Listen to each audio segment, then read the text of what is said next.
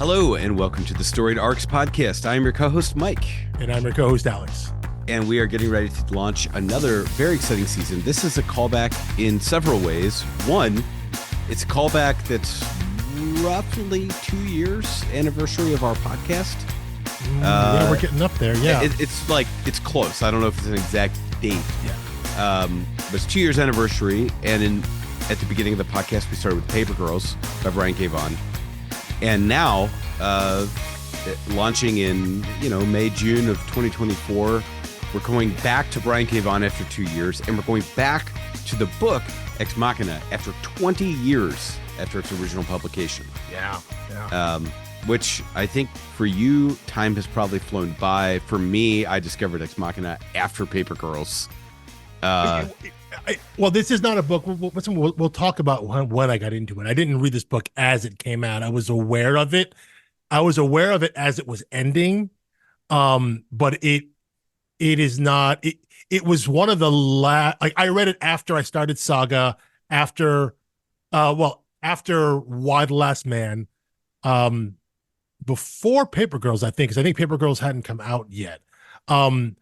But at the time, it was like the Brian K. Vaughan book. Like, I'll get to that one. Like I think I even read We Stand on Guard maybe and Pride of Baghdad. Like, I read some of his other stuff before I got to this. So this was kind of one of the last ones I got to, which is very curious when we get to what it's about and who the character is, as to why I didn't jump on it earlier. But yeah, it was one that always kind of hung out there. Like, that was the BKV book that I just hadn't gotten to yet. So yeah, I didn't get to it until it was complete and done. I only came to it after the fact. Yeah, and I didn't get to it until the pandemic, when I binged Saga in a really unhealthy short amount of time. And I was like, wait, is he my favorite writer? Yeah. I was like, Jeff Lemire, watch your turf, because I had just I had reread Paper Girls, and then I read Saga, and I was like, I don't know if it gets any better than this. But we've already talked about Brian K. Vaughan, so we do want to start with, we're going to talk about the creative team, then we're going to talk about the publication, which depending on which edition you get your hands on, it may say DC, it may say Vertigo, it may say Wildstorm. Yeah, there's a whole and you may not be paying attention at all. It may not matter, but it can be a little confusing, and also I think it speaks a little to kind of where this property is in terms of kind of its creator-owned rights and things in that nature. But yeah, we'll go into that, and then we'll talk a little bit about the book. We'll give a little preview as to what the story is if you're coming here and have never read Ex Machina. So, but yeah, starting with the creative team, as you mentioned, Mike, Brian K. Vaughan was the writer of the very first book we did on the show, Paper Girls. He did that with Cliff Chang. So we talked about him in kind of a proto-Zero episode. We hadn't quite formalized it yet. Well, we had retconned it, because we had talked. I think we'd prattled on for like 45 minutes in the first episode. Yeah, and then we were like, wait, we're doing this all wrong. We need to do an intro. So we've talked about Brian, and we'll continue to talk about him, I think, just naturally in the course of discussing the book. Yeah. The only thing that I want to mention in this Zero is, if you're not familiar with this book, if you've never read it before, perhaps even if you're new to Brian K. Vaughan, I will say he has a reputation for being scatological, I think is the word that I keep coming back to. It's lots of obscenity.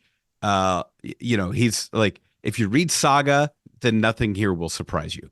Yes. It's sexually gratuitous, it's profane, it's offensive in a lot of different ways, but always with a purpose. Like, he's not a shock jock. No. And I think this piece was written in a way that would have been shocking, but perhaps on the progressive edge of 2004 when it was written. And now, like a lot of things from 2004, that some of it's just dated language. There's a racially charged plot in the first trade where you may be thinking to yourself, if you're a white guy like me. Sorry, technically the second trade, the first discussion we're going to have, but it's in the second trade. Oh, it's in the second trade. I was thinking, the second trade. Okay, well, the second collection. trade, I know for sure. In the second trade, there's also a like same-sex marriage, gay rights Hmm. issue, Yeah. where characters, you know, are talked about in disparaging ways that is very authentic to 2004. And this was written in 2004. So this is not someone in 2024 saying, remember how people spoke in 2004? Now I have an excuse to talk like this and Yeah. use these words. It's This yeah. was actually written then. It's written in '04. Someone talk about it's written in '04. But the book takes place in 2002. The book spans. Oh, 102. Yeah, Yeah. yeah. It spans the current day storyline spans from '02 to '05. But it's being written and published from '04 to 2010. So something to think about in terms of, putting yourself back into that mindset 20 shit like years ago, is that the longer the book goes on, the further the writing is from the actual time period that's coming out, because I mean you could argue, I think, and I think something that Brian K. Vaughan has said either in a letter or in interviews was that this book was written, and it's very clear, and we'll get that into our discussion next week. It's written in the direct aftermath of 9/11. This is a 9/11 response book. Like this is of a piece of the type of art that came out from people who were living in New York and went through that at that time. So you could argue that a lot of these things are probably written in '01, '02, but then as they get turned into comics, takes a little while. That machine takes a little while to go. They don't come out until '03. So it's written in the time period which it takes place. So he is in an attempt, I think, to reflect, you're right, what is happening in that moment. It's not trying, he is trying to be provocative. He's definitely trying to push buttons and push the envelope in order to spark conversation. I think now with 2024 glasses, we have a little better sense of it's like the meme from the Falcon and the Winter Soldier, where he's out of line for saying that, but he's not wrong.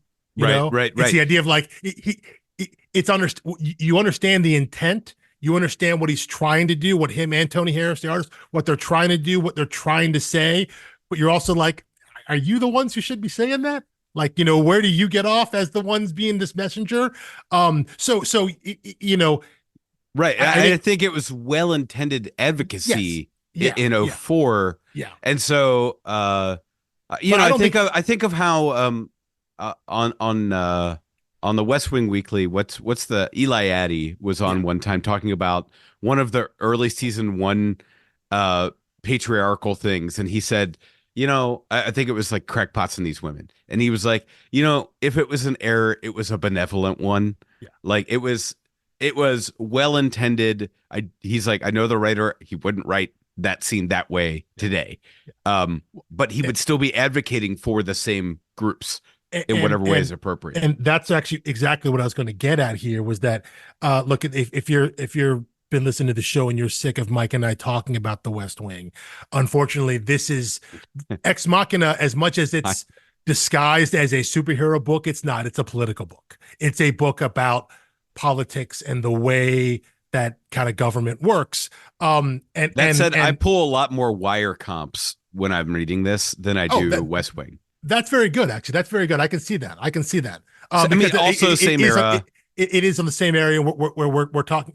We're talking about a mayor and things like that. That is true. but it's the Um, grittier, yeah. grittier But politics. but again, the idea that I don't think Mike and I are here to call out and or like we don't want to kill the messenger here. Like we don't want to blame Brian K. Vaughan and Tony Harris for No, and I what don't they think try to either of do. us gets our jollies on spotting No, these things or getting offended. no, I'm no. legitimately bringing this up to say, Yeah, if you are someone who has moral wrestling with that, then perhaps sit this book out.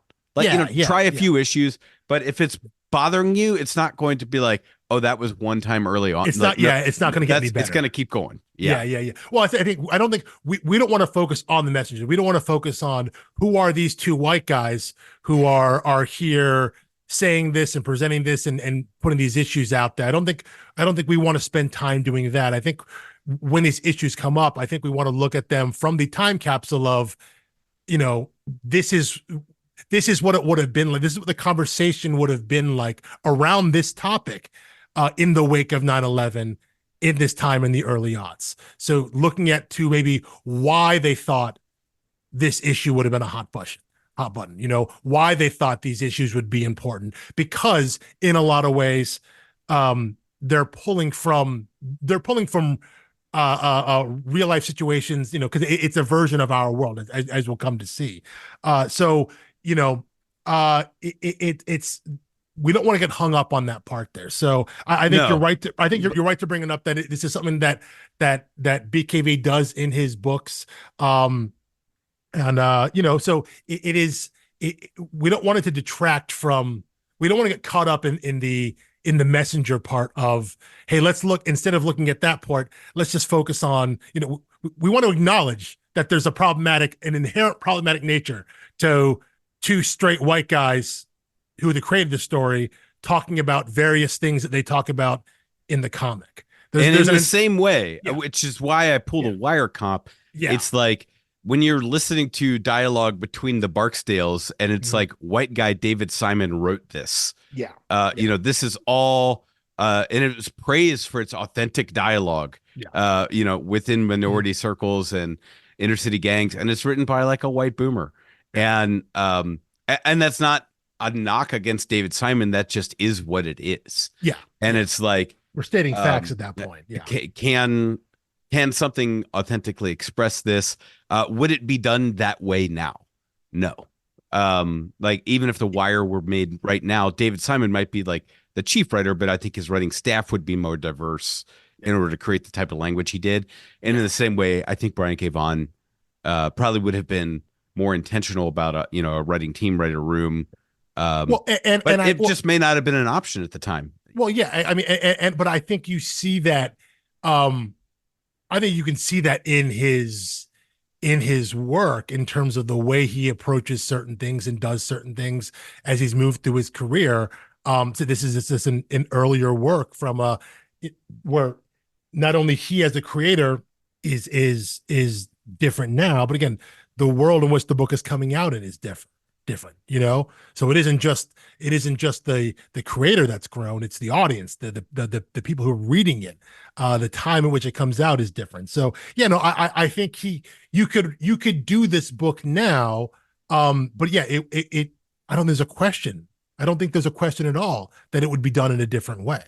And not saying it wouldn't land as hard, not saying you wouldn't examine these issues as hard, but some of these issues aren't issues anymore, or are less of issues now than they were then. So you would simply come at it at a different way, but because the approach would be different, it makes looking back on the approach 20 years ago seem really cringe and awkward, you know, because we have an idea of how, you know, a creator would come at this story now, some of these issues now, looking back at how it was done, you kind of, there can be a natural kind of and repulsion. All this to say, we've chosen to read this anyway because we think it's worthwhile. Absolutely. So yeah. So like, and if you're a lover of this book and you're really sick of us harping on it, just know this is us getting it out of the way. So we don't have to talk about it every 5 minutes as we read the book. Exactly. Yeah. You know, every other page or every third page in some of these arcs can be, you can find something to nitpick and pick out and be like, well, we wouldn't do this now. We wouldn't do this. You know, we don't want to get stuck on that. So yeah, that's a good point to bring up with BKV. I've already mentioned the artist name and co-creator Tony Harris. We'll go a little bit on him here. God, I love Tony Harris. Yeah, but, I mean, but quite honestly, we talk about the books he's best known for. It is quite legitimately Ex Machina, or maybe Starman. He had a Starman run back at DC, which is interesting. Starman was a golden era, a golden age. Didn't they dust him off a little bit in that CW universe? Yes. So yeah, I'll get to that a little bit there. So the original Starman was a golden age a hero. Tony Harris and James, the writer James Robinson, they brought Starman back. They brought him as the son of the original Starman, bringing into kind of the current continuity. And that run went for a good deal. I want to say, I believe that won Tony Harris's first Eisner, but it was a very celebrated run. It was their Starman was Jack Knight, was the son of the original Starman, Ted Knight.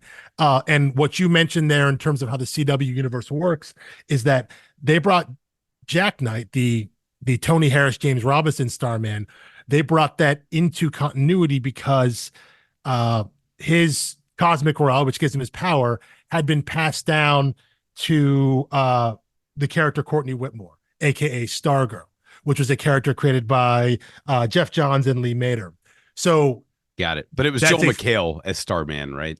Yes, it was. It was. Yeah. I believe it was. Which is that was my only point of reference. Is I remember I was like, he's so charismatic, he's so charming, he's so funny, and he's kind of ripped. Like, how has he never been a superhero before? And someone was like, "Oh, he's Starman." I'm like, well, that's like a really small consolation prize for a guy like him. It's a little harder core DC pull. I mean, Starman, and now through Legacy, through the Stargirl character, the Courtney Whitmore character, it's a very JSA thing coming out of Golden and Silver Age stuff. That's a slightly different sector of the DC universe. It's kind of a side sector versus what everyone knows as the Justice League, which is your main trinity and things like that. So it is more of the Gold and Silver, Bronze Age kind of stuff. And he's done a lot of work. Tony Harris has done a lot of work in that sector. He's done a JSA miniseries as well. But Starman and Ex Machina are things he's really, really going to be known for. There are two Marvel works that I think are worthwhile noting. One is a little Spider-Man miniseries. It's called With Great Power. He did that with writer Dave Lapham, who the name may people know from, he's the creator behind Stray Bullets.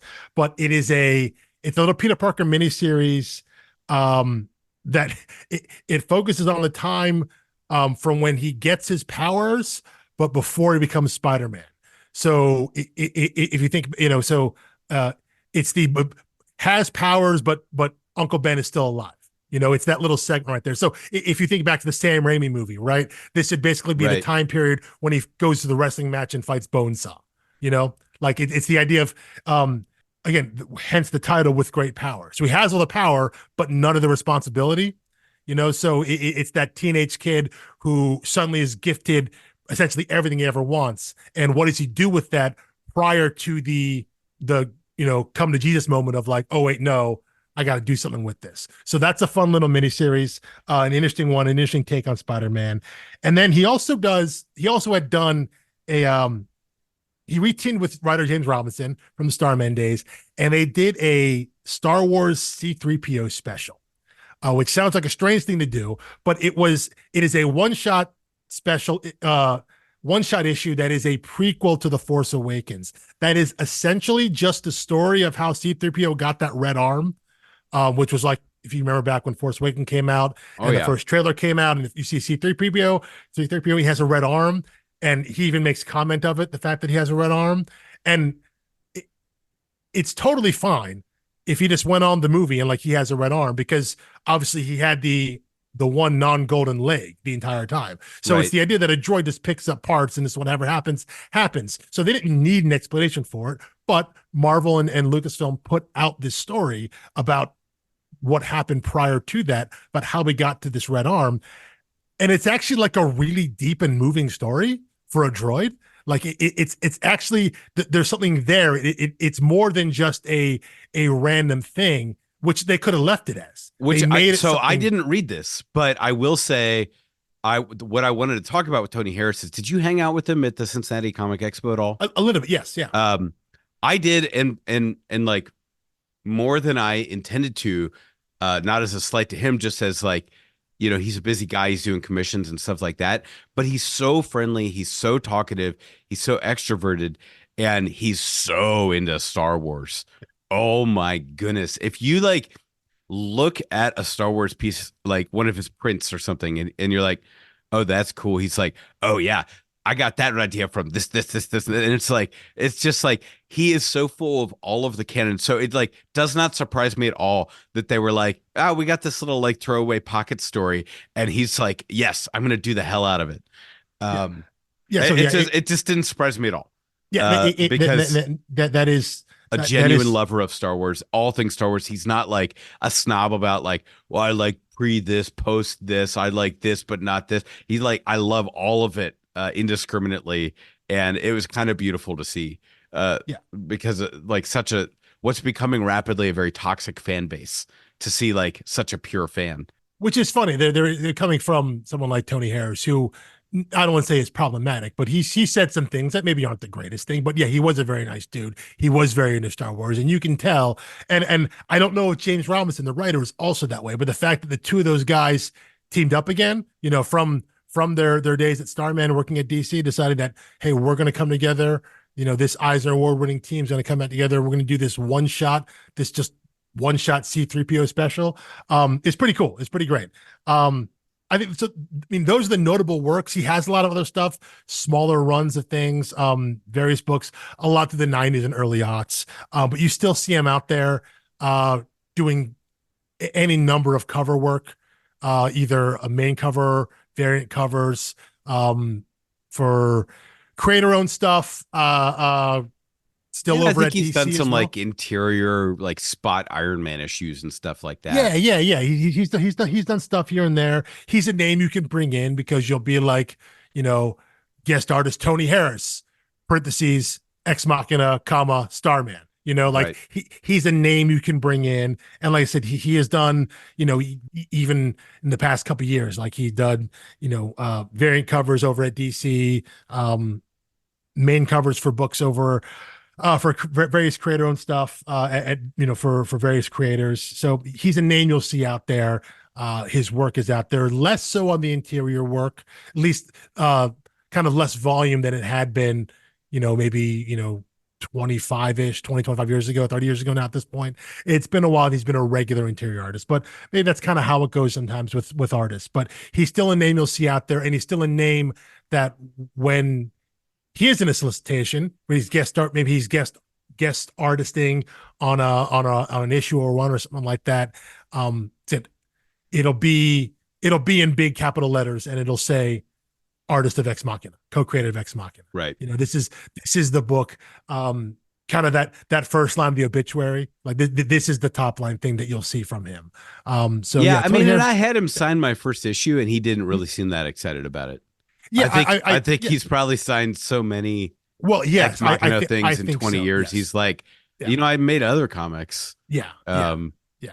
But I mean, again, a the nice first, enough guy about it. Like he yeah, wasn't grumbling about no, signing it. no. First time I met Tony Harris, about 5 years ago. Yeah, I had him. I have him signed my number Ex Machina #1 as well. So I think that goes for a lot of creators, though. I part of me thinks though also, it may just be like not that he doesn't like the work, but he's like that was 20 years ago, Right. and like he's doing stuff now. He has covers that were done now. I think when we saw him at the Cincinnati Comic Expo in 2023, he'd been doing the covers for Rumpus Room, the Mark Russell written book. Yeah. And so that was stuff he was excited about because he was in the process of doing those or had just done those. I think issue 1 had come out and he did the main covers for all those books. And so that was something that he was excited about right then and there because that was in the forefront for him versus a book he did 20 years ago. And so I can see how someone can look at that and be like, well, here's another one of these. Because yeah, he's probably signed 1,000 of those at shows over the years. So that's how it goes. I don't think it sours his relationship. I would hope it not, because it is the thing that he'll be remembered for. Which again, we love this book, and I don't think that's a bad thing at all. Uh, so covered BKV and Tony Harris, our co-creators, our writer and artist. Should mention some of the other members on the art team there. There are 2 inkers that he worked with. Tony Harris did. Tom Feister and Jim Clark. Tim Feister inked effectively the first half of the of the series. I think issues 1 through 26. Jim Clark came and inked 27 to 46, almost to the end there. And then I think Tony Harris inked himself for the last 4 issues there, 47 through 50. I think these are guys, both of them are people I think he's worked with prior.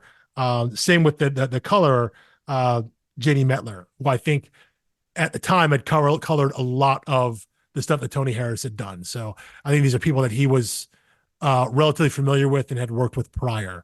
So we'll see. I think we don't talk about inkers much because that is a discipline that you're seeing less and less of because there are so many artists who are working digitally and thus effectively inking themselves because of what they can do at their own studios or whatnot.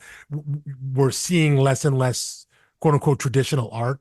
So we're not seeing as many inkers as much. And I don't know if we've talked about a whole lot of them on the show, you and I. But if I see anything here in the book as we're going through, I'll try to mention, kind of where that significance comes in terms of how a page is inked. But we'll definitely talk about the colors and JD Mettler as we go through. I think there's some interesting things they do there. Additionally, also with the letterer, who's something we talked about before previously. This is Jared K. Fletcher, who letters the vast majority of BKV written stuff. Not all of it, but a lot of it. And so we talked about him back in the Paper Girls episode as well. We covered him and his work there. And he has some fun stuff to do in this book. Not it's not as varied maybe as some of the books like like we talked about the Unwritten, the various things that happen there, or a book like Ascender Descender. But there are some cool things that Jared Fletcher gets to do throughout this book with the letters.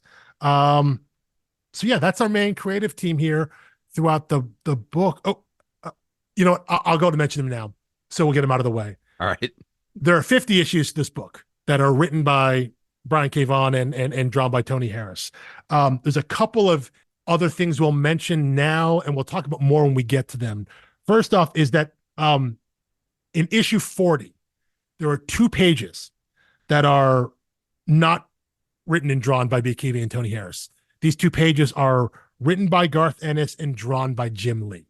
If you haven't read the series, if you haven't gotten that far yet, I'm not going to spoil why that is, but it makes sense. Issue 40 is it's a kind of a weird one-shot story, but it makes total sense why those 2 pages are written and drawn by somebody else. But I want to put that out there. We'll talk about it more when we get to that eventually. There are also 4 Ex Machina specials that are included in all of the trades and deluxe editions and everything like that, which we'll get to. When I mention those now, the first 2, specials 1 and 2, were drawn by artist Chris Sprouse and inked by Carl Story. We'll talk about more of those when we get to them. But I want to mention them now off the top that there are 2 other issues. There are 4 issues total. These 2 drawn by Chris Sprouse, and specials 3 and 4 were drawn and inked and colored by the late great Jean-Paul Leon. He did specials 3 and 4. So those kind of trying to use a word other than special, but they're kind of extra issues or whatnot that fit into the overall story and are included in the collections as such, but they were drawn by someone else, by other artists. So we'll talk about those more when we get to them. Those will be in, volumes like 2, 3, and 5 and things like that. So when we get to those, we'll talk about more, but I didn't want to mention them off top that those are the people that are involved with the creation of the comic in total. Yeah.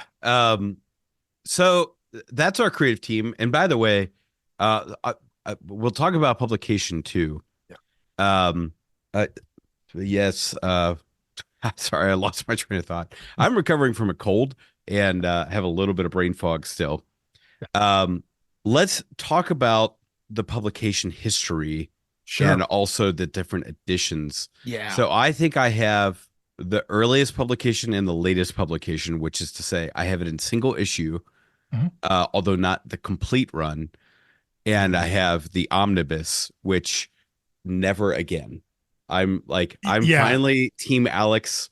It's a beautiful omnibus, but my goodness, it's unwieldy. Is that the 2023? Yeah, it's a 2023 DC So Black Label. yeah, okay, yeah. So that is a reprint, which we'll get to. That's a reprint of the original omnibus, which at the time I think was a Vertigo one, but we'll get to that. So you mentioned the original single issues, which I have as well. You have a complete run of that. Those were initially released on Wildstorm, DC Wilds. So before we get into that, I'm going to try to give the Cliff Notes version of the history of Wildstorm, because I think there's some lessons and some pointers in there about creator owned comics that are also under the banner of places like DC and Marvel, which things get a little weird, with what is and what isn't, a creator owned title and all that. So obviously I have no idea what any of the specific contracts are, what the terms are with some of these books, but I think it is instructive to kind of look back and see what the origins are. So And for the record, I knew nothing about Wildstorm. Like, okay, all right. I know nothing. Like the This whole is enough. imprint system is so confusing when you go into comics. And like the first time I picked up a Vertigo book and someone was like, "Oh, it's in the DC section." I'm like, "Oh, that's weird." And they're like, "No, it's an imprint of DC." I was like, "What does that mean?" They were like, I was like, "So it's a DC book?" They're like, "No, it's a Vertigo book." I'm like, "But it's in the DC section." They're like, "Right.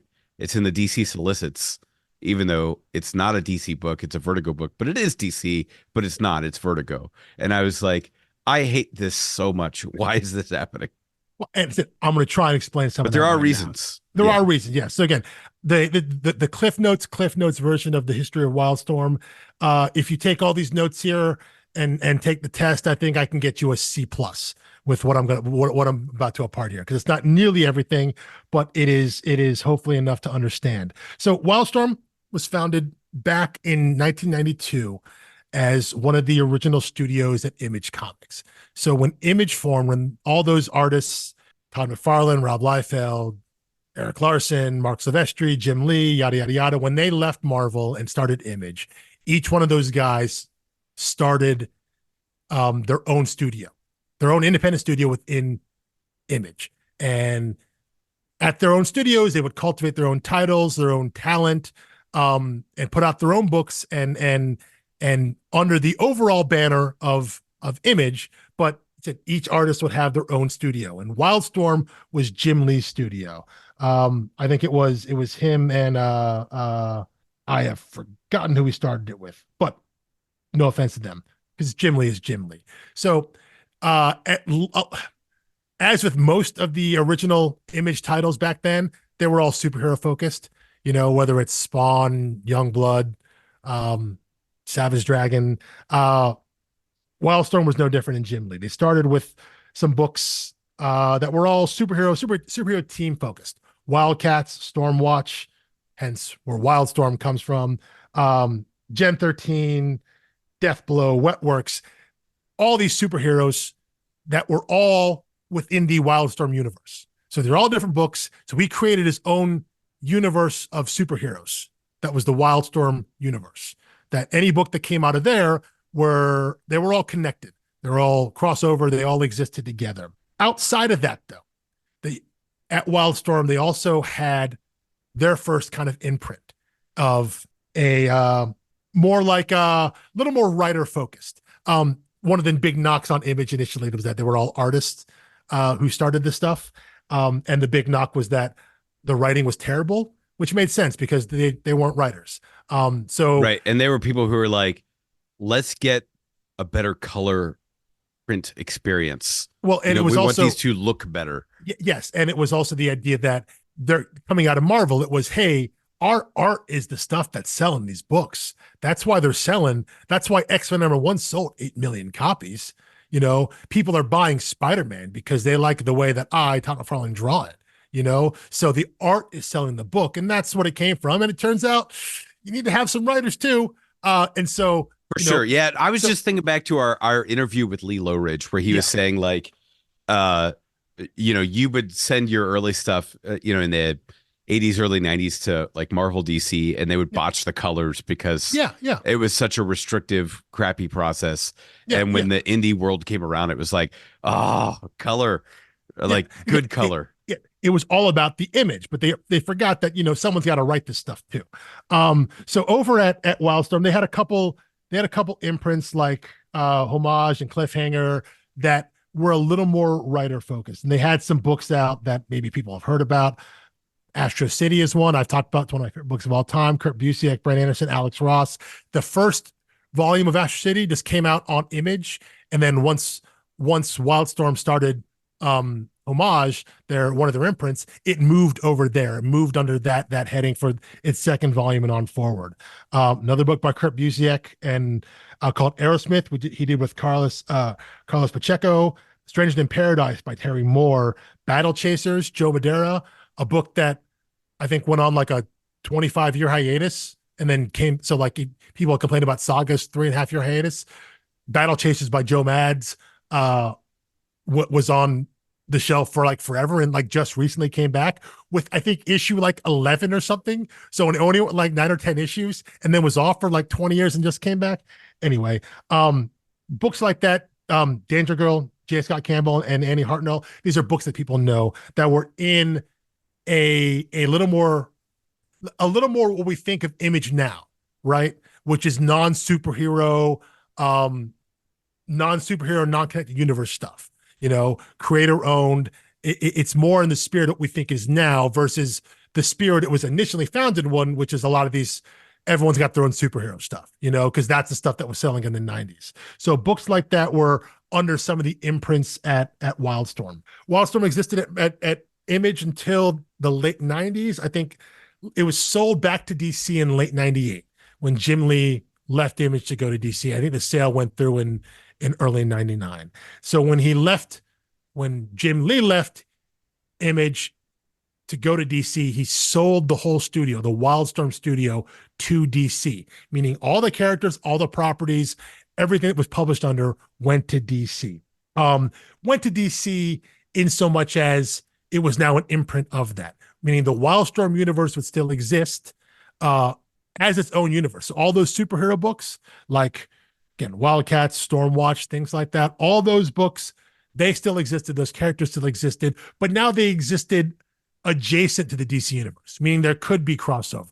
They could do things. But importantly at the time, editorially, they were different because Jim Lee and Wildstorm, they were over in LA and DC was still editorially headquartered in New York. That would change in the coming years when DC would move out to LA. And now that's where it all is. But at the time, they were separate and they could cross over, things could happen. You saw it a little bit there, especially with some of the new titles that Wildstorm brought out at DC, like The Authority or Planetary. You would have some crossover there.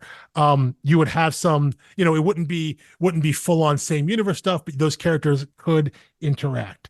So adding to the Wildstorm mythos when it went to DC. Again, I mentioned The Authority.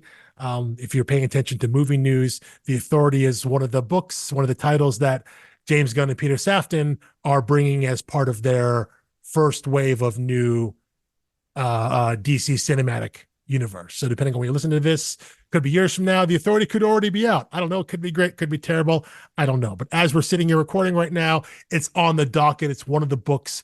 It's one of the stories that the new heads of the DC cinematic universe want to bring. And that came when Wildstorm went to DC. It was one of the first books that was introduced to the Wildstorm universe when Wildstorm went to DC. That was part of the connected universe. Outside of that, there were still these stories, right? Like I mentioned, Astro City, Aerosmith, Battle Chasers, these books that were under the original imprints over at Wildstorm that weren't part of the Wildstorm superhero universe. Those went to other imprints. I think what the one they called, I think, was Wildstorm Signature. I think that's what they kind of grouped them all under, which is where Ex Machina eventually came into, which is more the creator-owned things that we think of now with what the Image model is. Should also mention, I want to mention this now because I don't know we'll ever talk about any books by him. Who knows? Maybe we will. But this is where one of the imprints at Wildstorm DC was America's Best Comics. America's Best Comics, also known as we're going to let Alan Moore cook and hope he keeps writing comics for us. It's an imprint where he was allowed to do pretty much whatever he wanted. Prometheus, League of Extraordinary Gentlemen, Tom Strong, Top 10, any book that Alan Moore put out, for the most part, in the early aughts and going forward, pretty much came out under America's Best, which was an imprint at Wildstorm. Again, I don't know if we're talking about an Alan Moore comic. Maybe, maybe not. I think we've banded about Top 10 because I love Top 10.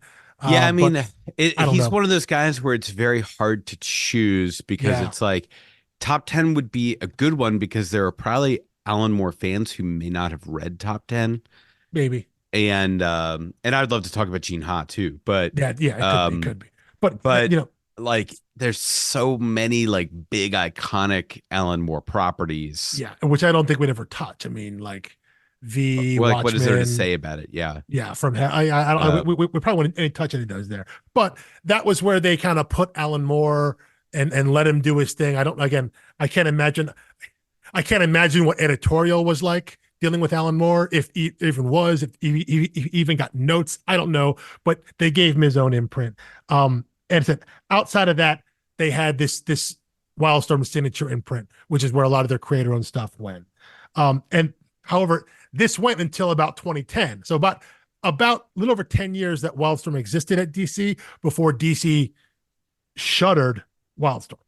And at that point, what they did was all of the Wildstorm superhero universe stuff that migrated directly over into DC, the larger DC universe now. So now it wasn't just like potential crossovers, things like that. It's now these characters, the Authority, Stormwatch, all of them, the planetary characters, they now exist in the DC universe. They migrated all of them over there, and they took all of the creator-owned stuff, the stuff that had been like under, either America's Best. Well, I think America's Best maybe still exists in some way, like Wildstorm Signature, and that got shunted over to Vertigo at 2010. Wildstorm then, DC brought Wildstorm back about 5-6 years ago, I think 2017. And they're ramping back up again, little by little, more and more Wildstorm stuff. Those Wildstorm characters are being more and more prominent in the DC universe. And so Wildstorm, those characters live on, but those creator-owned stories, those creator-owned comics that went to Vertigo, well, what happened to Vertigo? Vertigo got shuttered as well. In 2019 or something like that now, they eventually shut down Vertigo and they ported all that stuff over to DC Black Label, right? So all the creator-owned stuff that, for the most part, some of those titles, depending on what those contracts were, those creators' rights went back to those creators. And I bring that up because I mentioned Astro City, again, one of my favorite books. Started at Image, first volume there. Second volume, still an Image, but now under Image Wildstorm. Stays with Wildstorm, goes to DC, is under DC Wildstorm there, up until it goes to Vertigo, and it finishes up on Vertigo. When Vertigo got shuttered, those rights went back to the creators, Kurt Busiek and Brett Anderson.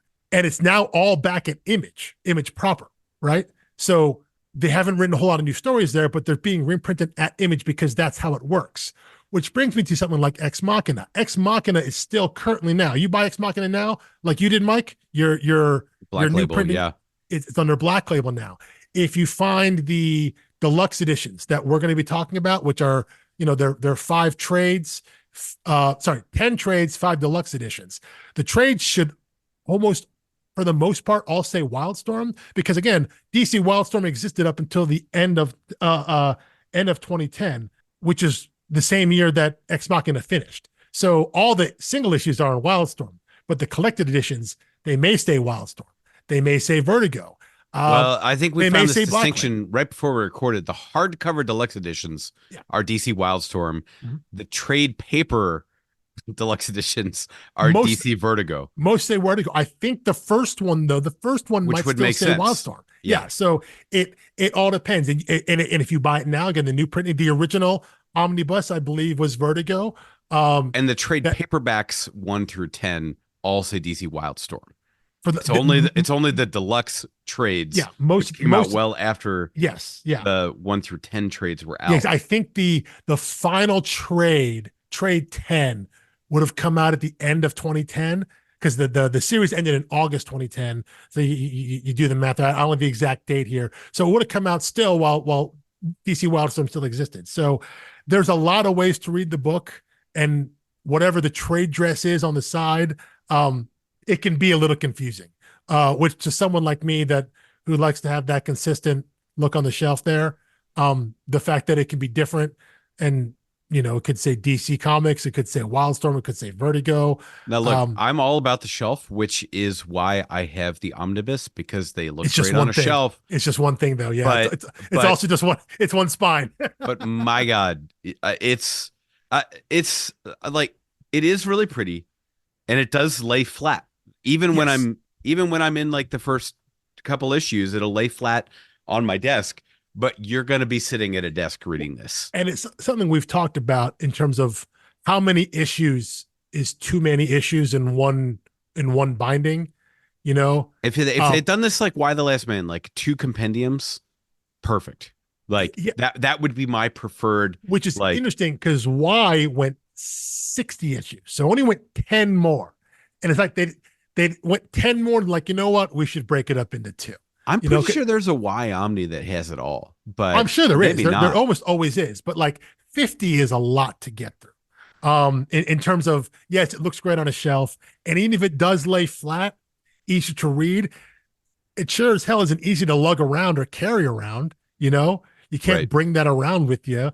Um, Yep. but There was a 60 issue Omni, which is so insane. yeah, It's well, and again, 1,400 pages. yeah, well, and we should I should probably mention the Ex Machina Omni isn't 50; it's actually 55 issues. Right.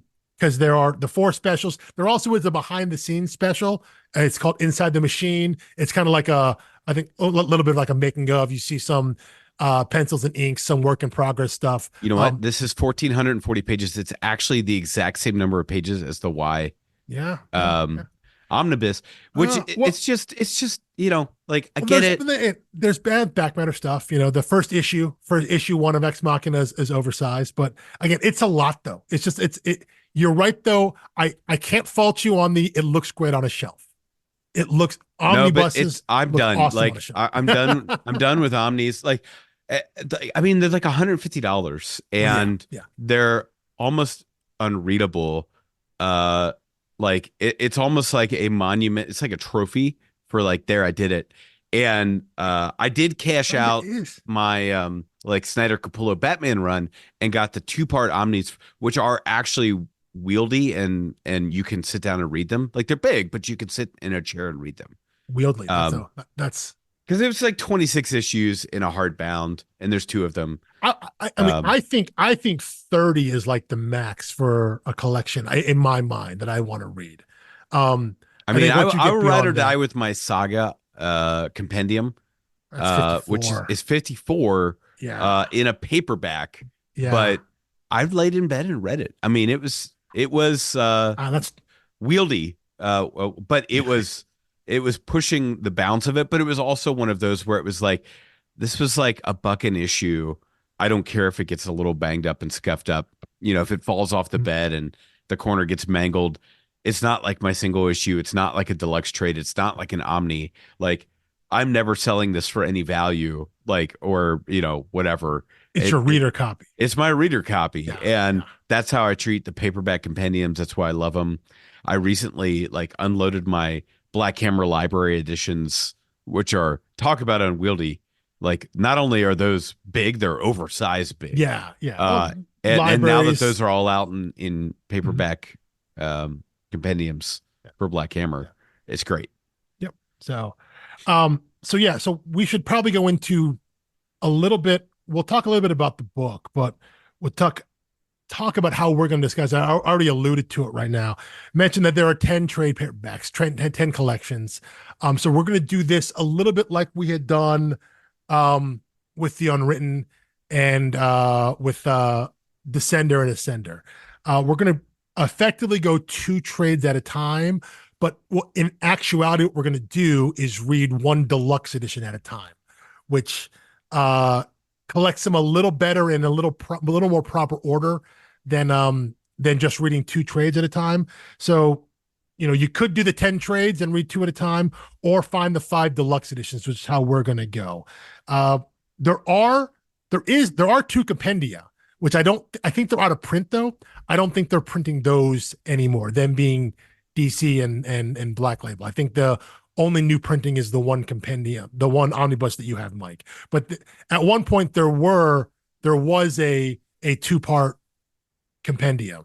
But again, we're not reading in that way. We're going with these deluxe editions. If you happen to have the single issue, or if you happen to have the omnibus or the other trades, we'll give a quick breakdown of what the volumes are, and we're going to put these we'll put them in the show notes as well. But volume 1 is issues 1 through 11. That's key there. That extra 11th issue. Some of the solicitations for some of the deluxe editions, early printings may say issues 1 through 10. It is actually 1 through 11, because 11 is kind of a one-shot story. The first two story arcs are 1 through 5, 6 through 10, and then there's a one-shot issue 11 that's included in volume 1. Volume 2 is issues 12 through 20 plus specials 1 and 2. Again, if you have the deluxe editions, those will all be included in that way. Volume 3, 21 to 29, and special 3, only special 3. That also has the behind the scenes Inside the Machine issue. Volume 4, issues 30 to 40, and volume 5, the final one, is 41 to 50 plus special number 4. So the specials 3 and 4 are broken up there, but that's the order and the collection in which we're going to be discussing it. So we'll have 5 total issues, five total discussions going through on this book. So I think the deluxe editions at this point are the way you're going to find them most places outside of the one omnibus. In terms of, Right. if you went to a bookstore, you went to a comic shop, I believe the deluxe editions are the ways that it's most currently being reprinted. So main reason why we went that route, it's the most easily accessible, I think, in terms of what anyone may be able to find at their shop, at a bookstore, or wherever. Yes. There's no wrong way to read it. And I will say you can pick up single issue pretty cheap right now if you kind of strike gold. Like someone clearly bought like the Omni and dumped all their single issues at not a comic shop, not a half price books, the library. And I picked them up for 50 cents an issue, including the first issue. And I was like, I mean, how could I not? And it's like someone had like come in and like picked up, like spot issues that were missing from their collection, which is why I don't have quite a complete, but I was so pleased. You can find those though. If you went to a half price books or a dollar bin or something like that. Yeah. I think we should say that this isn't a book that has a ton of value. Like, you can find number 1. Not that kind of value. Not like Saga value. Yeah. Like Saga, not just number 1, like the first 7 issues, because they had such a low print run and because it's so popular, those actually have value. Ex Machina really doesn't in terms of speculator value. So if you want to go back and collect them, you can find them. You'll find them. You're right. The library is not a place I've gone for in terms of buying, but yeah, flea markets, used bookstores, dollar bins, anything like that. You'll find these. You can find them. And so I have no doubt, Mike, if you want to, you make a list of whatever ones you're missing there, you spend a half day going to a couple places that sell I pick them up. You'll find them. You'll come across them. So yeah, it's a book you can go out and get and you can find. So for instance, and this is like, I just went to eBay as we're talking and searched, Ex Machina complete run. Here's complete run with specials, $46 free shipping. I was going to guess if it was $1 an issue, and it's just under that. Well, with shipping may come more, but yeah. No, it's free shipping. It's like they're losing money. They're losing so much money on selling this book, and they've got a $25 off 3 plus coupon. So whatever. Yeah, It's so it's it's jeez. it's a book that's out there that people can get, because I do think it is, at this point, it's underrated BKV. As I mentioned at the top here, it was a book that I had put off reading because I had read some of the other stuff, and I think because so much of his other stuff, his really popular stuff, has a little more of a sci-fi fantasy bent to it, and this has a supernatural element to it. Um, we should say right now, it's a book about the character Mitchell Hundred. Mitchell Hundred was the world's first superhero, and he retired from superheroing and became the mayor of New York. And the book is about his first term as mayor of New York from 2002 to 2005, with flashbacks to his time as the world's first superhero. He called himself the Great Machine, hence the comic name Ex Machina. So it has a science-y, fiction-y aspect to it, but again, it is a political book. But yet, Brian K. Vaughan now is known more for, Saga. He's known for Why the Last Man. Have these larger, bigger books, bigger things that happen, and so I think Ex Machina is seen. I feel like it's underrated, and it gets kind of lost in the. It gets a little lost in the sauce of the overall Brian K. Vaughan library. Yeah.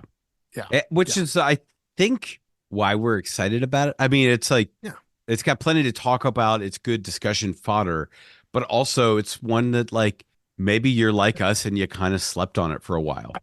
And that's exactly what I was going to say. I think most people, if I had to guess, the majority of people, someone like myself who has read I've read all things that Brian K. Vaughan has written, but if you're someone who loves the books that BKV has written, I think Ex Machina is the highest likelihood of the book you haven't gotten to. I think this is the one that they haven't read. So Right. someone who's like, oh yeah, I love Brian K. Vaughan, love Saga, love Why the Last Man. I like, you could say I love Runaways too. You read all these books there. I think Ex Machina may be the highest likelihood of, oh, you know what? That's what I haven't gotten to yet, because Especially for it being that's the where I big, was. long ongoing thing. It's Yes, like, yeah, maybe they yeah, didn't read Pride of Baghdad or Barrier or something, yeah, but yeah, it's yeah, like, yeah, yeah, yeah. this is a substantial portion of his Fifth, life yeah, we're spent talking writing this. 6-year run, 50 issues, 50 plus issues. Yeah, I agree. I think of that level of the ones on that scale, because I think it does get slept on. So I think, yeah, we're excited to get to it, to talk about it. My last note here is, uh, we mentioned Alan Moore earlier. There's a Everyone knows that Alan Moore hates Hollywood adaptations in general. Um, and while I don't think he's entirely right about his opinion, when you look specifically at his adaptations, he has a legit personal beef, because he's for Hollywood's for everything when it comes to Alan Moore. In my book, I don't think any adaptation of his work has really ever hit. Um, Running in close second right now is Brian K. Vaughan. Brian K. Vaughan, outside of Alan Moore, is the unluckiest comic creator in terms of adaptations. Things have not hit the way that I think someone of his stature you would imagine would. Um, I mean, it was just a Now, bad beat with Paper Girls because I thought the well, show yeah, was well done, oh, that's it. Paper but Girls, I it was agree, like canceled before they dropped it. had a chance. Y never stood a chance, because Y had one of the most tortured histories to even getting on the air. So actually, the fact that Y even was broadcast anywhere is kind of a win, but Y was pretty terrible. Uh, the most successful one is Runaways, which was under the old Marvel Television um, heading, not under the overall Marvel Studios. So it came at a bad time when they were transitioning out of that. But they had to make so many adaptive changes that it was effectively an entirely different story, which made it interesting to watch. But it wasn't his story. They basically made a new Runaway story. It wasn't his, because his story intertwines with the Marvel universe, and Marvel TV couldn't do that. So that's his most successful adaptation.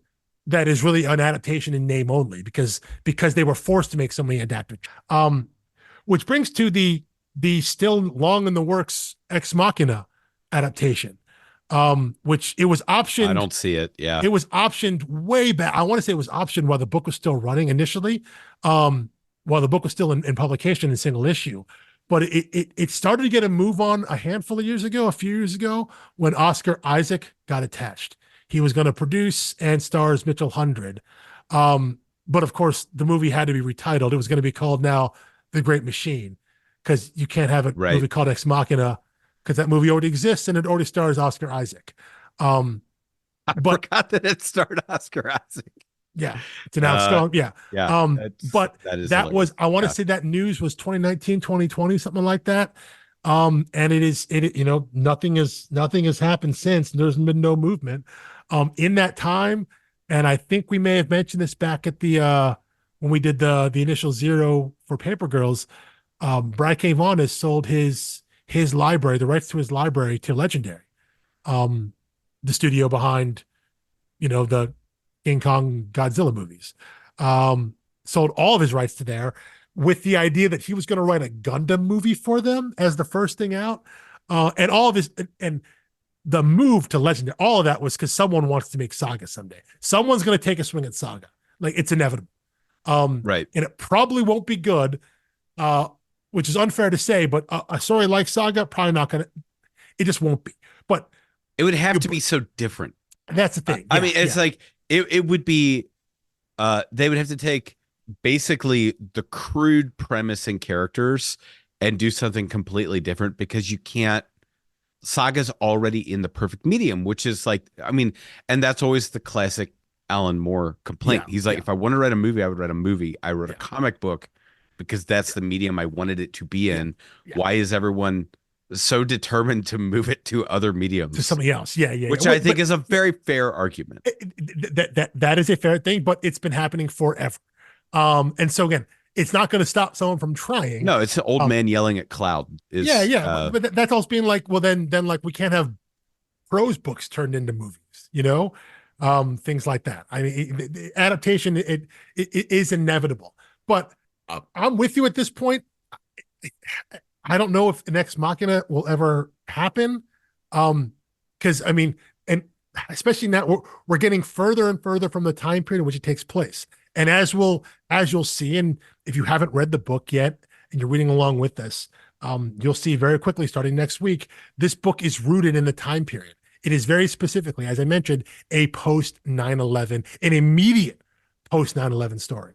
So the further we get from it, um, in real time, the more and more it becomes a period piece, and then the more and more you are making a story about 2002 with 2024, 2025, 2026 eyes, and that can change. That will inevitably, that'll do the exact thing that you and I might talk about at the beginning of the episode, that it will change and reframe how you look and how some of these stories are presented, which is a good thing if you're looking back on a story, if you're telling a story from 20 years ago. But when you're adapting a story that was made 20 years ago and it was intentional, there's something that's going to be lost there.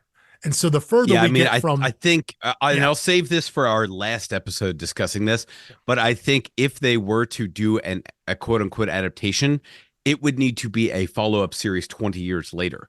Like, everything in the book oh, wow. happened, someone else experiences the accident, gets the ability, and what would the great machine, a new generation of the great machine, look like in the world of smartphones and AI and everything else? Oh, It's like, that's a really cool concept. I would watch that show or that movie, um, where like, and they could even do flashbacks and hell, recreate scenes from the book, but like I trying want to that. just straight up redo the book would I want be, that comic now. Hell with that. I want I that well, follow. yeah. I want that legacy comic now. No, that's fantastic. Yeah, the idea that, Brian K. yeah, Vaughan, listen to our podcast, take our ideas. All the money's yours. You've already sold the rights that's for fantastic. adaptation, Yeah. but yeah, So yeah, I mean, that's where we are with that, and with the alleged adaptation. We'll see. Again, I when it comes to unfortunately, when it comes to a BKV property to be adapted, I don't trust any news until like there's an actual trailer, legitimately. Like I his work has been burned so many times that it's just any news that trickles out.